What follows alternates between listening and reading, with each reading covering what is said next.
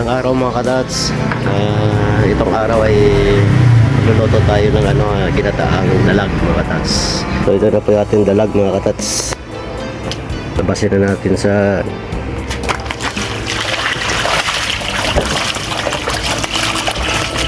yan. So yan mga katats. Yan. So ito mga katats, ang linggo natin pinano to. Nalabas yung niya, pagkain para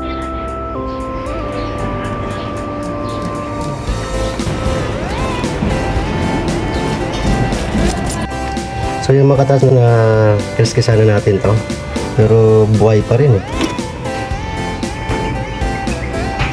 dalag, toraksoy, dado. So nilagyan natin siya ng sapin sa ilalim ng gabi na may laman, saka yung dahon, saka lagyan natin ng talbos ng gabi at saka kamatis, sibuyas, bawang, saka luya. At yung pinakapapasarap ng asim nito, ayan ang batuan. So lagyan natin ng siling sigang, siling labuyo, at saka ito na, lalagyan natin ang gata. So lagay natin muna yung yung pangalawang pigana.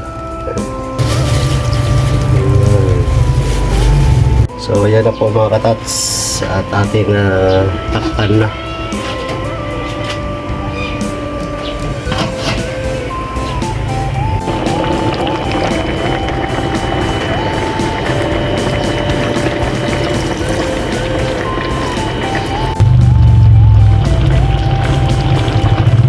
Mga katats, lagyan natin ng unang gata para mag linamnam at saka sarap.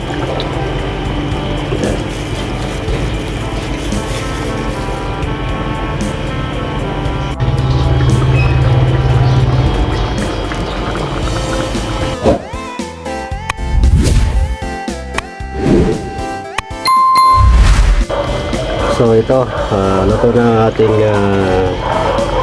dalag, toraksoy or dado, ginataan sa gabi.